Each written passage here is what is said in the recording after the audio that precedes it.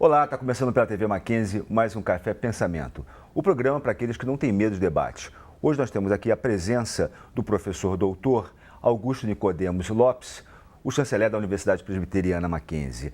Professor, muito obrigado por ter aceito aqui o nosso convite de estar aqui no nosso programa, que, aliás, diga-se de passagem, nós tivemos já uma parceria, já há alguns anos atrás, com o Contraponto, né? E, aliás, o senhor está mais elegante do que nunca, né? Muito obrigado. Né? Obrigado pelo convite, viu, Paulo, para estar aqui. E é bom voltar realmente a ter esse diálogo com você. Me lembro bem daqueles tempos bons do nosso programa. Não, eu também fico muito satisfeito de tê-lo aqui novamente.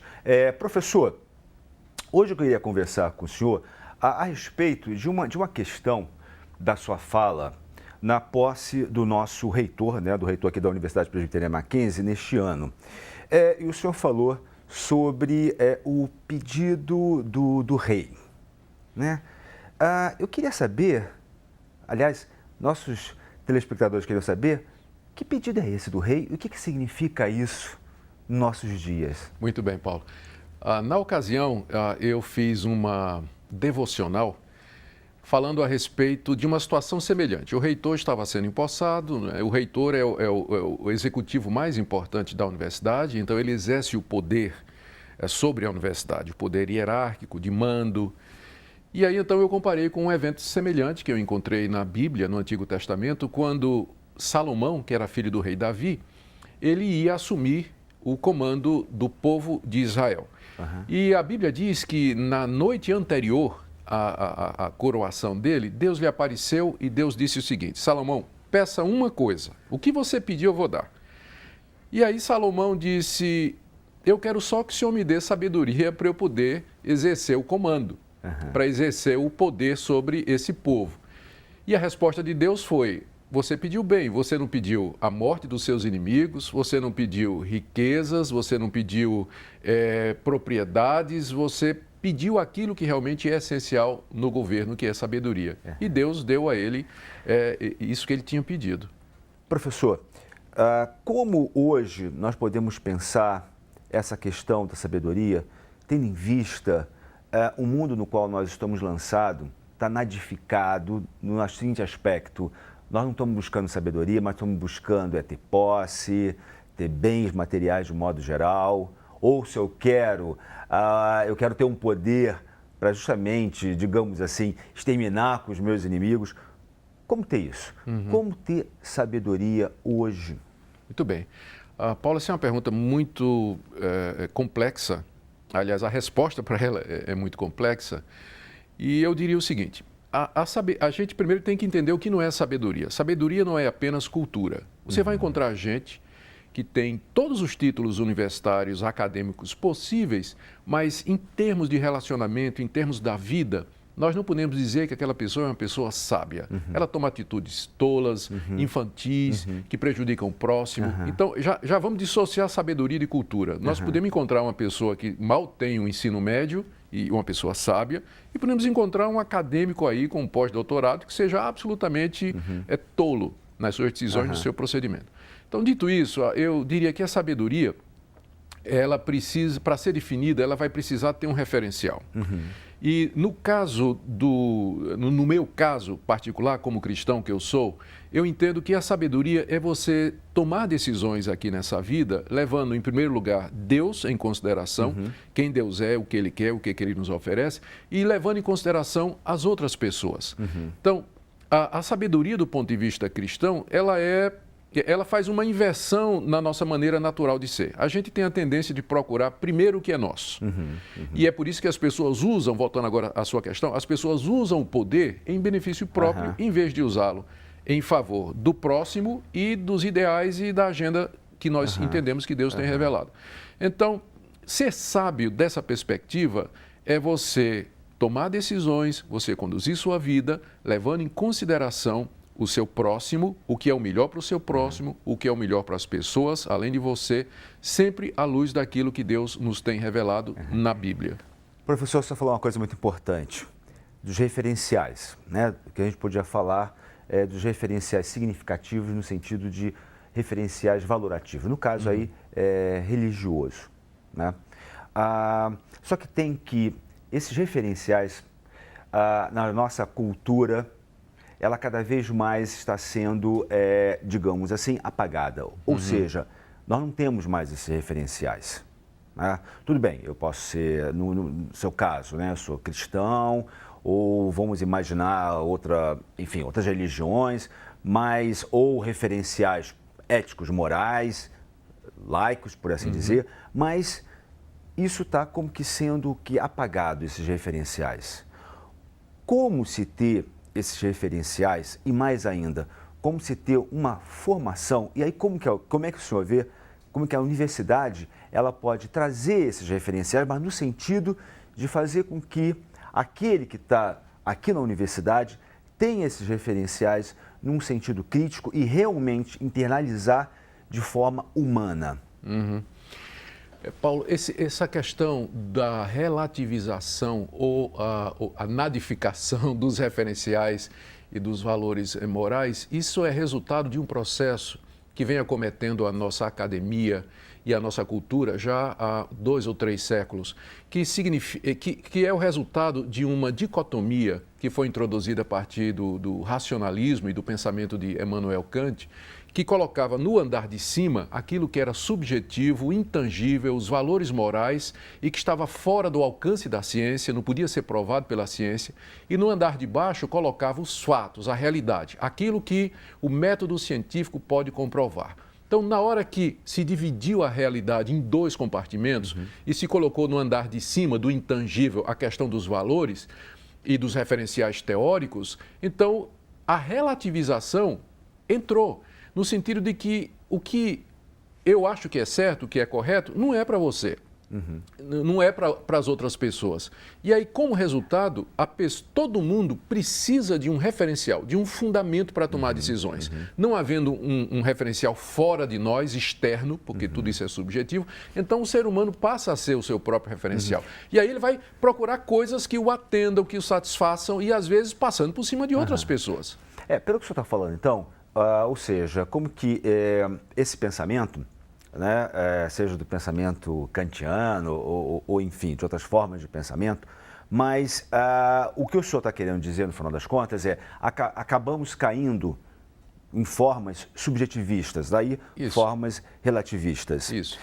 Então, se faz necessário, na realidade, se ter uma construção de um vocabulário de valor em que a comunidade ela possa participar disto.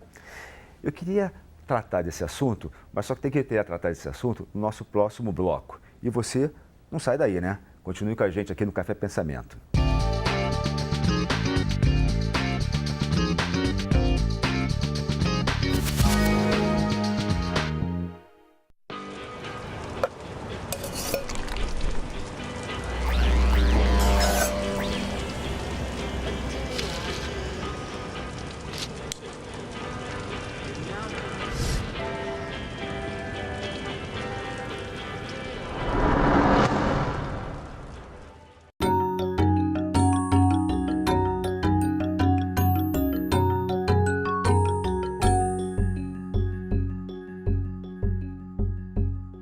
O Carnaval é uma das festas mais aguardadas e tradicionais do Brasil. Mas não vai pensando que a festa nasceu por aqui não. O Carnaval tem uma história que atravessou séculos e séculos.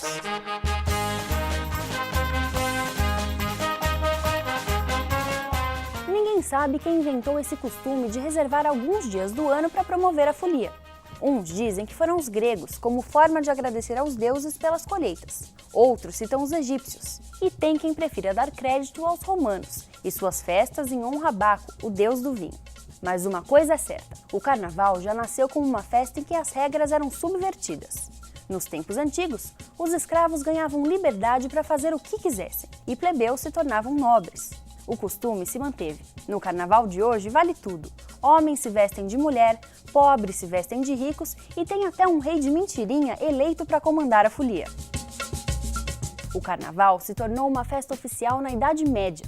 Era a última oportunidade de exagerar na comida e na bebida antes de começar a Quaresma, os 40 dias em que ninguém podia comer carne nem beber álcool.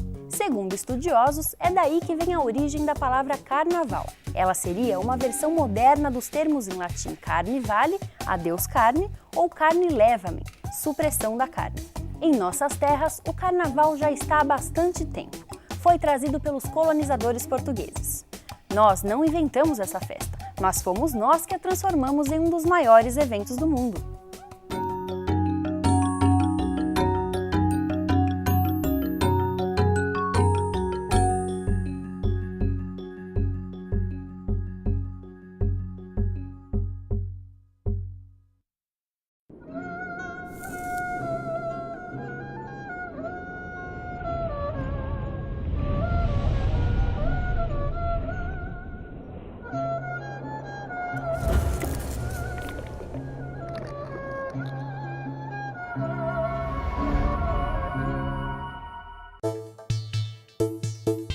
Suas ideias têm futuro. Empreender, parcerias, inovação, ideias, recursos financeiros, plano de negócios. Se você tem uma ideia de negócios ou se já possui uma empresa, a incubadora de empresas Mackenzie poderá ajudar no seu desenvolvimento. Não perca esta oportunidade. Venha nos conhecer.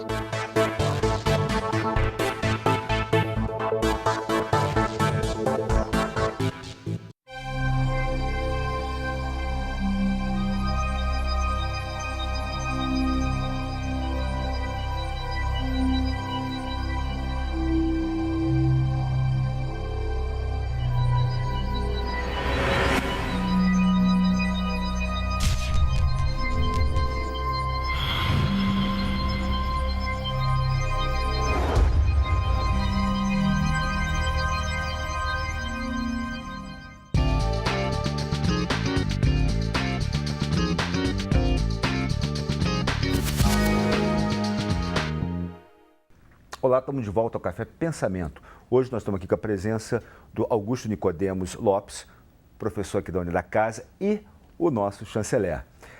Professor, nós estávamos falando no bloco anterior a respeito dessa relativização, por assim dizer, dos valores, que na verdade nem podíamos falar que são valores, mas sim são processos subjetivos em que a pessoa se arroga de ter valores, mas só que tem que isso é algo meramente particular.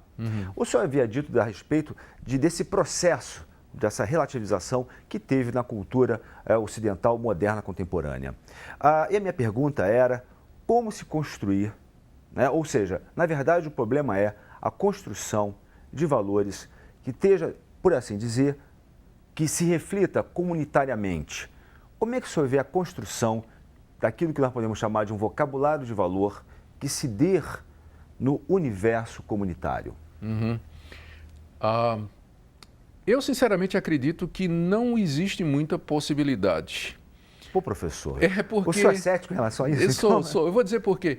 Porque o que vai determinar o certo e o errado para as pessoas é exatamente o que a gente chama e que Kant chamava da cosmovisão.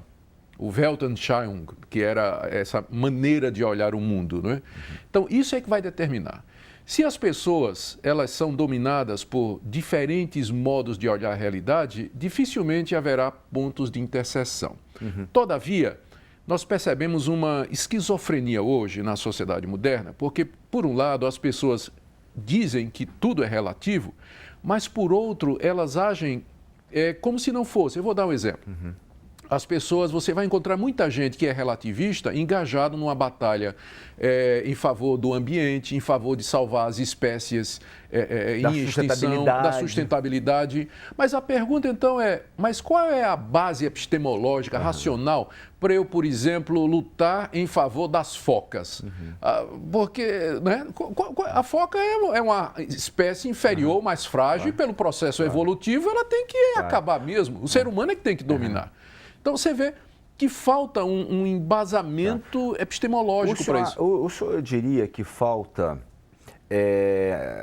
também algo que está ligado a concepções da dignidade do humano? Sem dúvida. Porque, na realidade, quando se fala de sustentabilidade, enfim, do politicamente correto, etc e tal, a impressão que me passa é que falta concepções do significado do que vem a ser digno para o humano. Você tocou exatamente no ponto central. Pega o cristianismo, por exemplo. No cristianismo, o ser humano foi feito à imagem e semelhança de Deus. Ele não é o resultado de um longo processo evolutivo, mas ele foi feito por um Deus pessoal que lhe dá dignidade, lhe dá valor, é o que dá a ele aquilo que ele é. Então, um cristão, uma pessoa que crê nisso, ela vai ter compaixão, ela vai ter misericórdia dos doentes, dos desvalidos, dos velhos, dos inválidos, das crianças, dos desprotegidos, dos excluídos, porque independentemente da situação em que ele se encontra ou ela se encontra, aquela pessoa tem dignidade porque ela tem a imagem de Deus. Agora, você tira esse referencial, o que é o ser humano? Ele é o resultado de um longo processo evolutivo que, através de milhões de anos, através de mutações aleatórias, sem nenhum propósito, deu um ser humano dentro de um sistema em que sobrevive o mais forte. Então, se eu acredito nisso, Paulo, qual a base que eu tenho para dizer assim, vou proteger o recém-nascido, vou proteger o deficiente, vou proteger o velho, os excluídos de todas as formas. Porque, não é? Se a ideia é que o mais forte sobrevive, ou o mais apto, o mais esperto, então, logicamente, esse pessoal tem mesmo que acabar. E aí nós voltamos à questão lá da sabedoria do poder. Pois é. Como é, então, quer dizer, se a gente for falar quem está no comando, tem que ter, então, essa concepção da dignidade humana. Perfeitamente. Né? Ou seja, porque senão ele vai passar por cima. Ele vai passar por cima. Por isso que eu defini no começo. Para mim, sabedoria vai depender muito da questão do referencial. Do ponto de vista cristão, se nós olharmos o ser humano como a imagem de Deus, cremos que há um Deus que fez as coisas, que governa todas as coisas, que olha todas as coisas. Então, eu serei sábio no sentido de que eu sempre vou respeitar o ser humano e usarei o poder em benefício dele, então, nunca contra ele. Professor, eu queria tocar em um ponto que é o seguinte, como que esse cristão está interpretando isso, esse referencial? Porque também não é, que também a gente pode dizer, eu sou cristão, eu vou ao culto, né? Eu vou lá, converso com o meu pastor, isso é verdade. Né? Eu leio a Bíblia, mas ele faz a mesma coisa. Ele está internalizando isso? Como é que ele está interpretando? Será que ele realmente está sendo sábio? Será que ele realmente está internalizando essa sabedoria que esses referenciais cristãos que ele diz que possui, mas como é que ele está interpretando isso e como é que ele está agindo, né, nas suas ações morais no dia a dia? Toda vez que um cristão ou alguém que se diz cristão, ele usa o poder, que é o tema do programa, de uma maneira errada, ele está traindo o cristianismo e os princípios do cristianismo. A internalização desses referenciais ela tem que ser feita à luz do contexto hermenêutico da história do cristianismo. O cristianismo histórico, nós já temos 2000 anos de história aí, ele sempre interpretou, pelo menos o viés principal do cristianismo, sempre interpretou o ser humano e a realidade à luz dessa concepção da criação, da dignidade do homem feita à imagem e semelhança de Deus. E então, hoje, eu não posso desprezar 2000 anos de tradição interpretativa, de internalização e tentar ler o cristianismo ou ser cristão de uma maneira completamente desconectada do passado. Foram os cristãos do passado, Paulo, que criaram as universidades, os hospitais. A primeira escola pública na Europa foi feita por João Calvino, na Reforma Protestante. O convento Santa Clara foi transformado por ele no primeiro hospital aberto público em Genebra, na reforma do século XVI. Então, essa visão de mundo, ela sempre promoveu o ser humano. Então, hoje, quando uma pessoa que se diz cristã, vai à igreja, lê a Bíblia e tudo mais, mas ela não internaliza isso, ela não vive isso, ela está traindo o cristianismo histórico e, dizemos até, o cristianismo correto, bíblico. Mas será que ela, voltando a esse cenário, né, porque o senhor falou uma hora aí, o senhor falou assim, até me parece, pô, professor, está cético em relação a essa questão do... Mas nesse cenário que nós estamos vivendo, né, vou falar de novo, de nadificação dos valores, e esse cristão que também está nesse mundo da nadificação, como é que ele tem que ter o dever, como se ter o dever de fazer essa interpretação e não só ficar, digamos assim, só no discurso, só no formal, né? Porque como sair disso? Como sair disso? Duas coisas. Isso que é a minha preocupação. Duas coisas. Em primeiro lugar, eu acho que o cristão ele tem que ser crítico da cultura, sem rejeitá-la. Ele tem que ter uma atitude crítica, de análise e reter o que é bom. Porque tem muita coisa boa no nosso mundo. Não é? Eu sou meio cético, mas isso não significa negar a bondade que existe, os valores, o certo que existe na nossa cultura. Mas o cristão, então, ele tem que ter uma atitude crítica. Em segundo lugar, ele tem que ser proativo, ele tem que demonstrar com atitudes, com o engajamento dele na cultura, nas artes, na história, na academia, na ciência.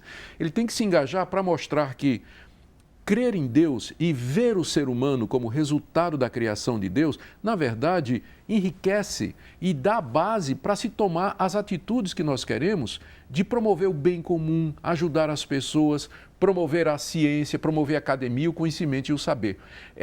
Nós estamos vivendo uma realidade que foi imposta na academia há 200 anos com a chegada do iluminismo e outros pensamentos, mas antes disso havia uma integração entre a visão cristã de mundo, sociedade e cultura. Teve os seus erros, é claro, porque nós somos todos falhos, somos, na linguagem bíblica, somos pecadores, não é, limitados, mas sempre houve essa integração. Mas hoje nós estamos vendo essa desintegração, nadificação que você falou, exatamente porque na hora que a gente rompe com a ideia de um referencial externo, vá lá, Deus, nós ficamos sem referencial, Paulo. O que é o certo, o que é errado, por que isso? Né?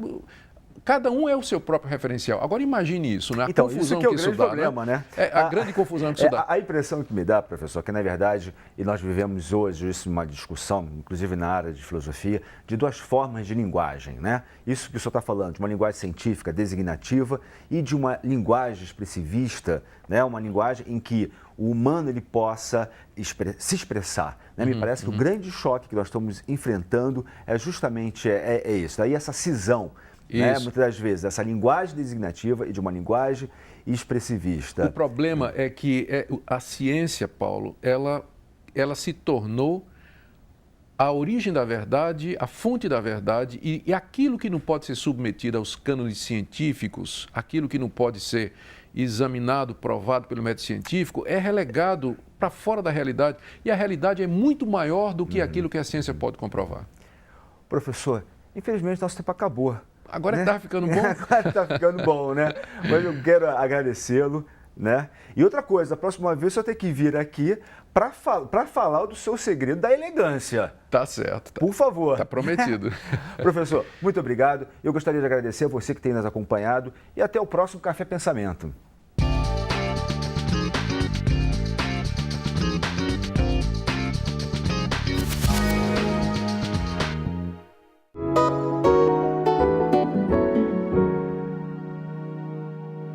O livro que eu indico é A Guerra do Futebol e Outros Relatos, do autor Ryszard Kapuscinski, da editora Companhia das Letras. O livro é bastante interessante porque, como o autor foi um correspondente internacional da Polônia, ele fez cobertura das revoluções na África, na Ásia e na América Latina. E nos seus relatos, neste livro, ele apresenta todos os fatos, inclusive a sua vivência dentro desses aspectos. Também apresentando aspectos culturais desses países e fazendo sempre uma comparação com países desenvolvidos. O título do livro, A Guerra do Futebol, se refere à guerra que aconteceu entre Honduras, revolução entre Honduras e El Salvador e que teve sua finalização com o jogo de futebol. É um livro muito interessante para jornalistas e, de maneira geral, para todos que têm interesse em conhecimento das revoluções que aconteceram no mundo.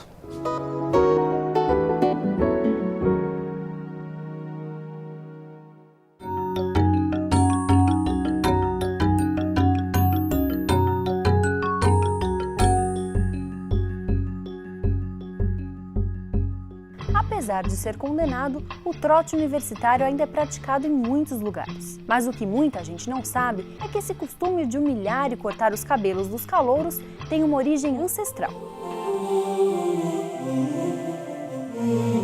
Na Idade Média, as primeiras universidades da Europa ficavam isoladas das cidades e aldeias. Quando os novos alunos chegavam, tinham as cabeças raspadas e as roupas queimadas. Essa prática tinha uma razão. Era uma forma de evitar que os novatos trouxessem piolhos e doenças. Havia uma série de rituais de iniciação para que o calouro provasse seu valor e fosse aceito pelos veteranos, já que ir à universidade era um privilégio.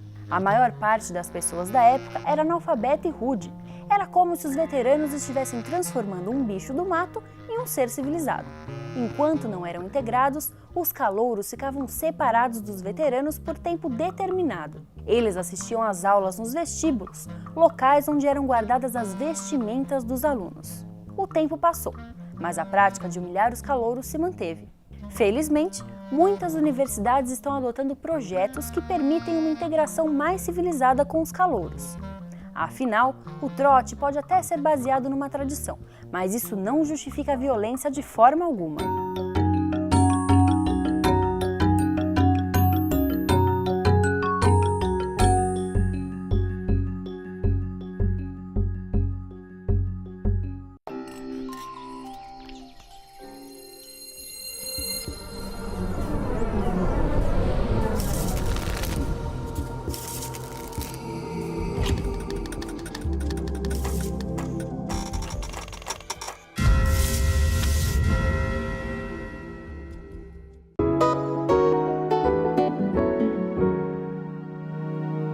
A dica de livro de hoje é O Velho Mar, do Ernest Hemingway. O livro conta a história de um pescador que vive em Cuba. É exatamente o mesmo cenário que o Hemingway escreveu o livro. Esse livro ele deu ao autor o Prêmio Nobel de Literatura de 54. Ele é um clássico.